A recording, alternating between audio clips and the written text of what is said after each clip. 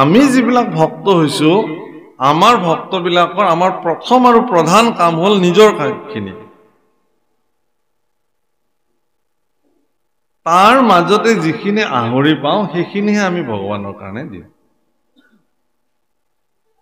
কেতিয়াবাতো তাতো বিঘিনি গোটেই শৰণৰ বাক্যখিনি মাতিব লাগিছিল আজি আৰু মতা নহল প্ৰভু শ্ৰীমন্ত শংকৰ হৰিভদ্ৰ একদম ধামধুম মাতি যে প্ৰভু বেয়া নাপাবা মোৰ একদম জৰুৰী কাৰ্য যাব লাগে গতিকে আজিলে আৰু ইমানতে সামৰি ভগৱানক কি ক'ব এতিয়া ঠিক আছে আপোনাৰ জৰুৰী কাম আপুনি যাবই 24 ঘণ্টা কেৱল নিজৰ কাৰণে চিন্তা আমাৰ খাব লাগে শুব লাগে পিন্ধিব লাগে আনন্দ কৰিব লাগে স্ফূৰ্তি কৰিব লাগে ভগৱানৰ কাৰণে ৰাতিপুৱা স্নান কৰি উঠি অকমান সময় গধূলি একদম সকলো কাম কাজ আজৰি হৈ অকমান সময় স্নান কৰি ভগৱানৰ সন্মুখত ধ্যানস্থ হোৱা আচৰিত কথা যে ৰাতিপুৱা স্নান কৰি পেলাই যেতিয়া ভগৱানৰ সন্মুখত দিব্য বন্তি জ্বলাই পেলাই আমি বহো মগজুটো খুব শান্ত হৈ থাকে সেইখিনি সময় ভগৱানৰ চিন্তনতকে আজি দিনটো কি কৰিব লাগিব সেইখিনি চিন্তনেহে সেইখিনি সময়টো আহি পেলাই জুমুৰি দি ধৰে যাদৱ যদুনন্দন মাধৱ মধুসূদন চলি থাকিল তাৰ মাজতো আকৌ সেইখিনি চিন্তা আজি কাক লগ কৰিব লাগিব কাক কি দিব লাগিব কাৰ পৰা পইচা আনিব লাগিব কাক পইচা দিব লাগিব বজাৰ কেতিয়া কৰিব লাগিব যি জোঁৱাইৰ ওচৰলৈ কেতিয়া যাব লাগিব নাতিটোৰ কাৰণে পইচা পঠিয়াব লাগিব হেন তেন সেইখিনি সময়ত আটাইগাল পৰিকল্পনা আহি আপোনাক তাতে ধৰি থাকিব সেইকাৰণে দক্ষিণ ভাৰতত এজন সন্ত পুৰুষ আছিলে একনাথ বাবা স্বামী একনাথ জি মহাৰাজ তো এজন ব্যৱসায়ীয়ে ৰাতিপুৱা যেতিয়া ধূপ জ্বলাইছে বন্তি জ্বলাইছে আৰতি কৰিছে তেতিয়া তেওঁৰ মগজুত আজি ব্যৱসায়ত কি কৰিব লাগিব কিমান টকা দিব লাগিব ইত্যাদি সব চিন্তা সেইখিনি সময়ত তেওঁৰ মগজুত আহি ধৰে তেওঁ চিন্তা কৰিলে যে মইতো 24 ঘণ্টা কেৱল মোৰ বেপাৰখনক লৈ চিন্তা কৰি থাকো এই ৰাতিপুৱা গাটো ধুই অকমান ভগৱানক ভজনা কৰো এইখিনি সময়তো মোৰ এইবোৰ চিন্তা আহে এই চিন্তাৰ পৰা মই কেনেকৈ মুক্ত হ'ব পাৰো অকমান সময় হে ভগৱান মোক উপায় দিয়া যাতে মই অকমান সময় বেলেগ একো চিন্তা নকৰাকে মই কেৱল খুব শুদ্ধ শান্ত চিত্তেৰে অকমান সময় 24 ঘণ্টা মোৰ দৈনন্দিন জীৱনৰ 24 মিনিট যদি মই 24 মিনিট নোৱাৰো 24 সেকেন্ড যদি মই তোমাক ভাবিব পাৰিলে বেলেগ একো নহয় কোনোবাই দাবী কৰিব পাৰে যে মই পাৰো কিন্তু হেতু কাৰ্যহে পৰিচয় দিব হেতু নিজে জানিব বেলেগে নাজানে তেওঁ চিন্তা কৰিলে যে একনাথ বাবাই কেনেকৈ দিন ৰাত ধ্যানস্থ হৈ থাকিব পাৰে তেওঁ গুছি গল তেওঁৰ ওচৰলৈ গৈ কলে বোলে হে বাবা বোলে মই তোমাৰ ওচৰলৈকে এটা উপায় বিচাৰি আহিছো বোলে কি যে আমিতো দিনটো 24 ঘণ্টা আমি 24 মিনিট সময় ভগৱানৰ চিন্তনত থাকিব নোৱাৰো তুমি এই 24 ঘণ্টাই ভগৱানৰ চিন্তাত কেনেকৈ বিলীন হৈ থাকিব পাৰা এই উপায়টো মোক লাগে কেলে বোলে ময়ো অকমান ভগৱানৰ চিন্তা কৰিব খোজো তোমাৰ নিচিনাকৈ একনাথ বাবা অকমান সময় ধ্যানস্থ হল হৈ কিনে কলে যে হে বৎস তুমি আৰু এইবিলাক কৰিব নালাগে কিহৰ কাৰণে যে তুমি মাত্ৰ জীয়াবাই মাত্ৰ 30টা দিন পৃথিৱীত এই 30 দিন জীয়াই থাকি তুমি গোটেই জীৱন কৃষ্ণ চিন্তা ঈশ্বৰ চিন্তা নকৰাকে কটালা আৰু এই 30টা দিননো চিন্তা কৰি কি কৰিবা নালাগে যোৱা যেনেকৈ কটাইছিলা তেনেকৈ কটোৱাগে আৰু তুমি যেহেতু মাত্ৰ 30টা দিনৰ আলহী গতিকে এই 30টা দিনত তুমি ঠিকছে খাই লৈ মৌজ মস্তি কৰি যি মন তাকে কৰাগে আৰু যাবাই যেহেতু আৰু পৃথিৱী এৰি এই ভোগ ভুগতি ক'ত পাবা আৰু বা কি জন্ম হয় তোমাৰ ক'বতো নোৱাৰি পোক পৰুৱা গছ বিৰি তৰু তৃণ কি হয় ঠিকতো নাই যোৱা একনাথ বাবাৰ কথাটো অমুক বাক্য এগৰাকী সন্ত পুৰুষে কৈছে তেওঁ একদম খুব বিষণ্ণ মনেৰে ঘৰলৈ উভতি আহিলে পত্নীয়ে সুধিলে কি হৈছে নো আপোনাৰ কোনোদিনেতো আপোনাক এনেকে দেখা নাই তেওঁ একো মাতা নাই চিধা ৰুমৰ ভিতৰলৈ গৈছে গৈ বহি আছে পত্নীয়ে গৈ আৰু কাষতে কিবা ডাঙৰ ঘটনা ঘটিলে নেকি টকা পইচা কিবা আমাৰ হেৰালে নেকি কোনোবাই কিবা লৈ গ'ল নেকি কোম্পানীত কিবা লষ্ট হ'ল নেকি বেপাৰত কিবা বিসংগতি হ'ল নেকি কি হৈছে কওকচোন স্বামীয়ে কৈছে বোলে এনেকুৱা ধৰণৰ কথা কৈ কৈ তুমি মোক যি বিৰক্তি দিলা এতিয়া মোৰ ওচৰৰ পৰা যোৱা মোক অকমান শান্তিৰে থাকিব গোটেই জীৱন কেৱল এইবোৰে শুনিলো তোমাৰ অকমান আঁতৰি দিয়া মাকে কৈছে যে দেউতাৰ কিবা এটা হৈছে বোপাহত যাচোন যা উঠগে কিবা ল'ৰাকেইটা আহিছে দেউতা কি হৈছে তোমাৰ কোৱা আমাক কোৱা আমি আছো নহয় একো কোৱা তোমাৰ কি হৈছে কৈছে যে মই মাত্ৰ 30 দিনৰ আলহী এই পৃথিৱীত কোনে ক'লে বোলে একনাথ বাবাই কৈছে হয় নেকি তেওঁতো যি কয় সেই বাক্য আজিলৈকে সকলো ফলি আহিছে গতিকে এই 30টা দিন মই যেটো পৃথিৱীৰ আলহী গতিকে এই 30টা দিন অন্তত মোৰ মতে মুখ থাকিবলৈ দিয়া তোমালোকে আজিৰ পৰা মই সকলো মোৰ ব্যৱসায় বাণিজ্য টকা পইচা হা সম্পত্তি যি আছিল সকলো তোমালোকক দি দিলো তোমালোকে সবে ভগাই বটাই যেনেকে মিলে লৈ লবা মোক আৰু একো নুখুদিবা মই যত যি লিখি দিব লাগে সব লিখি দিছো সহি কৰি দিছো তোমালোকে সব লৈ যোৱা মই নাই বুলি ধৰি লোৱা আৰু মোক এইবোৰ কথা নকবা এই বুলি তেওঁ সাধনা গৃহত গৈ বহি দিলে 30টা দিন কেনেকৈ অতিক্ৰম কৰিলে তেওঁ কবই নোৱাৰিলে নিৰ্দিষ্ট সময়ত উঠি আহে স্নান পান কৰে কিবা অকমান খায় আকৌ তাতে যায় 30 দিনৰ দিনা বংশ কুটুম্ব সকলো আহি সাজু হৈছে খৰি খেৰ সকলো যোগাৰ হৈছে অঙহি বঙহি চোতালত বিনাই বিনাই কান্দিছে দাইটি কাইটি যাৰ যি হয় তই অমুক কৰিছিলি তমুক কৰিছিলি আজি তই যাবি হেন তেন আমি কেনেকে থাকিম এটো কান্দন সবে কান্দে তই গলি আমি কেনেকে থাকিম কিন্তু সবে থাকেই আৰু কোনো নথকাকে আছে কোনোবা গোল বুলি কোনোবা নাথাকে নেকি আগৰ নিচিনাকে থাকে এটো অকমান সময়ৰ আবেগ কাৰণ মৃত্যু এটা এনেকুৱা সত্য যে ইয়াক কোনেও আজিলৈকে নৈ কৰিব নোৱাৰে দেখিলে যে 30 দিন পাৰ হৈ গ'ল তেওঁতো নমৰিলে 31 দিনৰ দিনাও নমৰিলে তাৰ পিছত সকলো বতি বংশ গৈ একনাথৰ ওচৰলৈকে গ'ল লৈ আহিলে তেওঁক মাতি তেওঁ আহিলে বোলে আপুনি কৈছিলে এনেকুৱা এনেকুৱা আমাৰ দেউতা 30 দিনৰ ভিতৰত বোলে ক'ত আছে তেওঁ বোলে তাতে ধ্যানত বহি আছে তেওঁ গ'ল কৈছে বোলে হে গুৰুদেৱ তুমি আহিলা বোলে বোলে তোমাৰটো 30 দিন পাৰ হৈ গ'ল মই হেকাৰণে তোমাৰ ওচৰলৈ আহিলো বোলে 30 দিন পাৰ হৈ গ'ল নেকি বোলে পাৰ হৈ গ'ল আৰে মইতো মৰা নাই যে মইতো মৰিব লাগিছিল বোলে নহয় তুমি মোক সুধিছিলা নহয় যে ঈশ্বৰক ধ্যান কৰাৰ কৌশলটো কি ঈশ্বৰক লগত বিলীন হৈ থকাৰ কৌশলটো কি আসলতে মই তোমাক কৌশলটোহে দিছিলো মইও নাজানো তুমি কেতিয়া মৰিবা কোনে জানে কোন কেতিয়া মৰিব মই যেটা কৈ দিলো তোমাক যে 30 দিনৰ ভিতৰত তুমি মৰিবা যে এই যে তুমি সব বাদ দি পেলালা আমাৰ মানে পিতৃবিলাকৰ মই কথা কৈছো বিশেষকে সকলো পিতৃ নহয় আমাৰ পিতৃবিলাকে আমাৰ সন্তান সন্ততিবিলাকক দায়বদ্ধতা দিব নোখোজে তেওঁলোকৰ দৃষ্টিত ইটোৱে হ'ল হি পাৰিব জানো নিজৰ দায়বদ্ধতাটো তেওঁলোকে কি নকৰে এৰি দিবলৈ নোখোজে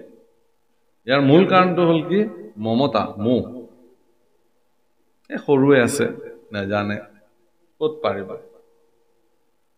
যাৰ বিনিময়ত সকলো দায়িত্ব নিজে মূৰ পাতি লৈ লৈ লৈ লৈ ঈশ্বৰ কৰ্ম কৰিবলৈ তেওঁৰ জীৱনত আহৰি নাই নামঘৰলৈ আহিবলৈ তেওঁৰ জীৱনত আহৰি নাই সমাজৰ কৰ্মত লাগিবলৈ তেওঁৰ সময় নাই বহুত মানুহে কয় যে একেটা দিন আৰু ৰক প্ৰভুসকল মোৰ ৰিটায়াৰ্ডটো লৈ ল'বলৈ দিও আৰু মাত্ৰ কেইমাহমান আছে তাৰ পিছত মই এনেকে নামঘৰৰ কামত লাগিম আপোনালোকে দেখিব এটা ৰিটায়াৰ্ডৰ আগে আগে মানুহজনটো আহিছিলে নামঘৰলৈ এটা ৰিটায়াৰ্ডৰ পিছত আপুনি তাকো নেদেখে কেতিয়াবা কিছুমান এইটো অৱস্থা হয় কিহৰ কাৰণে যে তেওঁ দায়বদ্ধতাটো আকৌ বঢ়াই লয় তেওঁ চৰকাৰে তেওঁক কৈছে যে আপোনাৰ আহৰি ল'বৰ সময় কিন্তু তেওঁ নলয় কাৰণ তেওঁ ল'ৰা ছোৱালীক তেওঁ অযোগ্য বুলি ভাবি আছে কিন্তু তেওঁ কাইলে পৰখিলে যেতিয়া ইহলীলা সম্বৰণ কৰি গুচি যাব তেওঁৰ ল'ৰা ছোৱালীয়ে কিন্তু সম্পূৰ্ণ দায়িত্ব গ্ৰহণ কৰিব সেইকাৰণে হে প্ৰভুসকল মানুহে ইয়াত কৈছে সেইকাৰণে যে মই এই কথাটো দঢ়াই আছো যে তোমাৰ চৰণ সেৱা কৰিছো কাৰণে মোৰ এই মায়াৰ প্ৰভাৱৰ পৰা মই নিজক মুক্ত কৰিব পাৰিম। এই চিন্তাটো মোৰ মনত দৃঢ়তাৰে আছিলে ভগৱান। ইয়াত সেইকাৰণে কৈছে ৰাম জ্ঞানী গণে দুখে ইন্দ্ৰিয় কদমি কাম ক্ৰোধ মোহ জিনি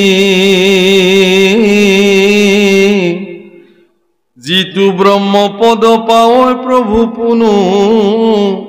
তাহাৰো আছে বিঘিনি। জ্ঞানীগণে ইন্দ্ৰিয়ক দমন কৰি অত্যন্ত কঠোৰ সাধনাৰে ঈশ্বৰ সাধনা কৰিবলৈ যায়। ব্ৰহ্মপদ প্ৰাপ্তি হয়, তাৰ পিছতো তেওঁলোকৰ বিঘিনি আহে। কিহৰ কাৰণে? যে তেওঁলোকে যেতিয়ালৈকে ভক্তি জীৱনত প্ৰাপ্তি নহয়, মুক্তি প্ৰাপ্তি হ'ব পাৰে। বাপসকল, যে জন্ম মানেই বন্ধন নহয় আৰু মৃত্যু মানেই মুক্তি নহয়। কিন্তু গোস্বামী তুলসীদাসে তেওঁৰ ৰামচৰিত মানসত লিখিছে ঈশ্বৰ অংশ জীৱ অবিনাশী অমল চেতন। অৰ্থাৎ তেওঁ ক'ব খুজিছে এইটোৱেই যে আমিবিলাকে ভাবো যে আমি জন্ম হলো মানে বন্ধনত পৰি গলো, কিন্তু পৃথিৱীত এনেকুৱা সত্তা আছে যি জন্মৰ পিছতো পৃথিৱীত বন্ধনত থকা নাই। তাৰ একমাত্ৰ উদাহৰণ হ'ল মহামুনি শুকদেৱ। শুকদেৱৰ জন্ম সময়খিনিত ভগৱানে মায়াক নিষ্ক্ৰিয় কৰি ৰাখিছিল পৃথিৱীত। সেইকাৰণে শুকদেৱৰ শৰীৰত কিঞ্চিত মায়াৰ প্ৰভাৱ নাছিলে। অৰ্থাৎ মায়াময় জগতত জন্মগ্ৰহণ কৰাৰ পিছতো শুকদেৱ সম্পূৰ্ণ মায়াবিহীন জীৱন যাপন কৰিছিল, মায়ামুক্ত জীৱন যাপন কৰিছিল। কোনো মায়াৰ প্ৰভাৱৰ দ্বাৰা শুকদেৱ প্ৰভাৱান্বিত নাছিল। তেনেকুৱা অনেক পুৰুষৰ উদাহৰণ শাস্ত্ৰত আছে। ঠিক তেনেকে মৃত্যু হ'ল মানে এটা জীৱ মুক্ত হ'ল এনে নহয়। মুক্ত কেতিয়া হ'ব? যিদিনাখন তেওঁ নিজৰ স্বৰূপ চিনিব, মই কোন। এই চিন্তাটো যিদিনাখন ফলৱতী হ'ব, তেওঁ পৰিণাম হিচাপে তেওঁ মুক্তি লাভ কৰিব সেইদিনাখন। কিন্তু এই মুক্তিও জীৱনৰ সৰ্বশ্ৰেষ্ঠ নহয় বুলি কৈছে। এই মুক্তিও জীৱনৰ সৰ্বশ্ৰেষ্ঠ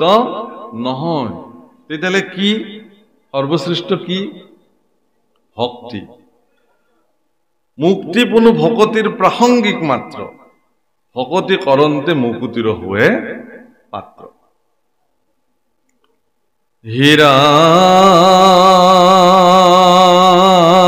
হীৰাম আমি মহামূঢ় গৃহবাসী সুখে সংগলয়া ভকতৰ তোমাৰ চৰিত্ৰ কথা শুনিলাতে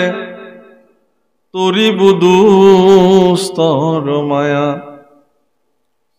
তজুগু পাদ পদ্ম হৃদয়ে ধৰিয়া গাইব গুণ নাম গীত এতেকে মুকুতি অপ্ৰয়াসে পাইব হেনে সেয়াছিল চিত্ত। তোমাৰ চৰিত্ৰ শুনিলে ভকতৰ সংগত আমি গৃহবাসী সুখে। উদ্ধৱে কিন্তু আপোনালোক আমাক প্ৰতিনিধিত্ব কৰি কথাটো কৈছে যে আমি গৃহবাসী সুখত আছো। আমাৰ পত্নী আছে, পুত্ৰ আছে, গৃহ আছে, সংসাৰ আছে, পৰিয়াল পৰিজন সকলো আছে। এই সকলোবিলাকৰ মাজত থাকিও, গৃহবাসী সুখত থাকিও ভকতৰ সংগ লৈ কেৱল তোমাৰ চৰিত্ৰ শুনিয়ে এই দুষ্টৰ মায়া আমি অতিক্ৰম কৰিব পাৰিম, এই বুলি আমাৰ বিশ্বাস আছিল। এই বিশ্বাসটো সকলোৰে থকাটো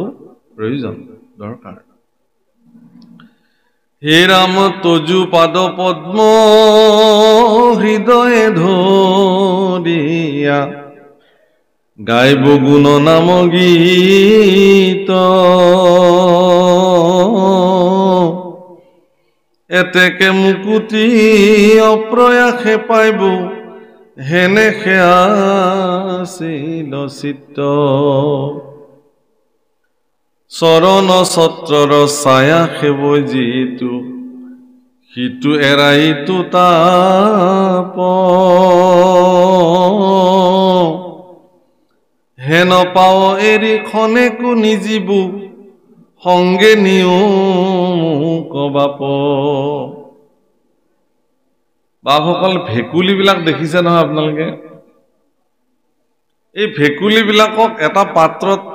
পানীৰ পাত্ৰত থৈ তলৰ পৰা যদি জুই দিয়া হয় পানীটো লাহে লাহে লাহে লাহে গৰম হ'বলৈ ধৰিব ইচ্ছা কৰিলে ভেকুলীটোৱে তাৰ পৰা একে জাপে ওলাই যাব পাৰে এই শক্তিটো তেওঁৰ থাকে কিন্তু ভেকুলীটোৰ শৰীৰত এটা বিশেষ শক্তি আছে তেওঁ পানীটো যিমান গৰম হলেও তেওঁৰ শৰীৰে তাক সহন কৰিব পৰাকে তেওঁ শৰীৰটোক প্ৰস্তুত কৰিব পাৰে গতিকে যেতিয়া কুহুমীয়া গৰম হয় তেতিয়া কুহুমীয়া গৰম পানীত থাকিবলৈ তাৰ শৰীৰটোক যি ধৰণে প্ৰস্তুত কৰিবলৈ কৰি লয় তাৰ কাৰণে তেওঁৰ কিন্তু শক্তি শৰীৰৰ শক্তিটো ক্ষীণ হৈ গৈ থাকে পানীটো যেতিয়া বেছি গৰম হৈ গ'ল আৰু শৰীৰটোক তেনেকৈ তেওঁ প্ৰস্তুত কৰি তুলিলে এটা সময়ত পানীটো যেতিয়া উতলিব ধৰে তেতিয়া আৰু তাৰ সেই শক্তিটো সেই সীমাৰ পৰা বাহিৰলৈ গুচি যায় তেতিয়া আৰু সি নিজৰ শৰীৰটোক উতলা পানীৰ লগত ৰাখিব পৰাকে সামৰ্থ্যৱান কৰি তুলিব নোৱাৰে আৰু আটাইতকৈ মন কৰিবলগীয়া বিষয় এইটোৱেই যে ইতিমধ্যে তেওঁৰ সঞ্চিত সকলো শক্তি এৰি দিলে কাৰণে পানীৰ পৰা এতিয়া জপিয়াই পাৰ হ'বৰ কাৰণেও তেওঁৰ যিখিনি শক্তি আছিল ভেকুলীটো সেই শক্তিখিনি হেৰাই যায় এইটো ভেকুলীৰ গতি নহয় এইটো আপোনাৰ মোৰ গতি সংসাৰৰ তাপ ত্ৰিগুণাত্মক যি গুণৰ আমাৰ তাপত আমিবিলাক তাপিত হৈ আছো সেই তাপবিলাক আমি মানে সহিব পৰাকে সামৰ্থ্য আমাৰ যিখিনিলৈকে থাকে সেইখিনিলৈকে আমি সহি থাকো ল'ৰা এটা যেতিয়া যৌৱন প্ৰাপ্ত হৈ গ'ল চাকৰি বাকৰি পালে বাপেক মাকৰ মনত মানে শান্তি নাই কেনেকৈ এজনী ছোৱালী গোটাই দিব লাগে আৰু ল'ৰাটোক বিয়াখন পাতি দিব লাগে প্ৰভুসকল সংসাৰৰ জুইবিলাকৰ ভিতৰত ধন হইলা এককুৰা পুত্ৰ হইলা দুই ভাৰ্যা হইলা তিনি কুৰা সংসাৰৰ জুই এই জুই সংসাৰৰ তাপিত জুইৰ ভিতৰত এইবিলাককো ধৰা আছে ধন জুই মানুহৰ কাৰণে তাপ সৃষ্টি কৰিব পৰা পুত্ৰ কন্যা এইবিলাক তাপ সৃষ্টি কৰিব পৰা জুই আৰু ভাৰ্যাও একুৰা জুই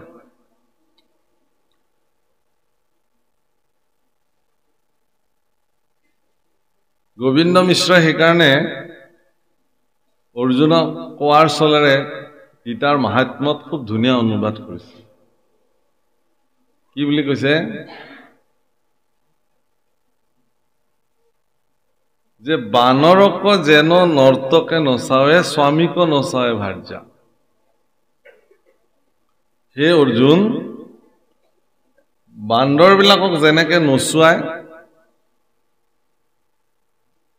খেল দেখুৱাবিলাকে একো গৰাকী ভাৰ্যায়ো স্বামীক তেনেকে নচুৱাব পাৰে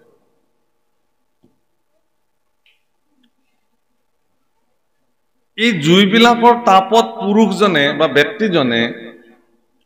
তেওঁ সহিব পৰাকে তেওঁৰ যিমান সহনশীল শক্তি আছিল এৰি দিওঁতে দিওঁতে দিওঁতে দিওঁতে সহি থাকি থাকি থাকি থাকি এটা সময়ত সেইবোৰৰ পৰা তেওঁ কি হৈ যায় সহনশীল শক্তিটো তেওঁৰ নাইকিয়া হৈ যায় আৰু তাৰ পৰা ওলাই আহিব পৰা ক্ষমতাও নাই এইটো জাগতিক জগতৰ নিয়ম সেইকাৰণে মহাপুৰুষ শংকৰদেৱ গুৰুজনে ভাগৱতৰ পদে পদে পদে পদে লিখিলে যে পুত্ৰ ভাৰ্যা ধন জন সাম্যকে মেঘৰ ছায়া তাতেক নাতেক মায়া কিয় কৈছে যে নালাগে নহয় আপুনি সেইকাৰণে আপুনি সংসাৰ নকৰাকে থাকিব নেকি সেইকাৰণে আপুনি ল'ৰা ছোৱালী যি জন্ম দিছে তাক পালন পোষণ নকৰাকে থাকিব নেকি যিখিনি ধন উপাৰ্জন কৰিছে সেইখিনি আপুনি পেলাই দিব নেকি নোৱাৰে মানে কৈছে এইকাৰণে এই কথাখিনি আপোনাক সচেষ্ট কৰিছে যাতে এইখিনিৰ পৰা উৎপাদিত হোৱা তাপত আপুনি নিজৰ সঞ্চিত শক্তিক যাতে আপুনি তাত বিলীন নকৰে যিমানখিনিলৈকে আপুনি সহিব পাৰে সিমানখিনিৰ ভিতৰতে আপোনাৰ শক্তিখিনি খৰচ কৰক অৰ্থাৎ আমি ধন উপাৰ্জন কৰিবৰ কাৰণে যি ধৰণে 24 ঘণ্টা তন মন আমি বিলাকে খৰচ কৰিব পাৰো ঈশ্বৰ সাধনাৰ কাৰণে আমি নকৰো পুত্ৰ কন্যাক সামৰ্থ্যৱান কৰি তুলিবৰ কাৰণে যিমানখিনি অহোপুৰুষাৰ্থ আমাৰ জীৱনত আমি কৰো ঈশ্বৰ সাধনাৰ কাৰণে নাম সাধনাৰ কাৰণে সিমানখিনি অহোপুৰুষাৰ্থ আমাৰ জীৱনত আমি নকৰো ভাৰ্যাগৰাকী সুখত ৰাখিবৰ কাৰণে যিমানখিনি অহোপুৰুষাৰ্থ এগৰাকী পুৰুষে কৰে সিমানখিনি অহোপুৰুষাৰ্থ ঈশ্বৰ সাধনাৰ কাৰণে কোনো পুৰুষে নকৰে যদি কৰে তেওঁটো মহাপুৰুষ হৈ যাব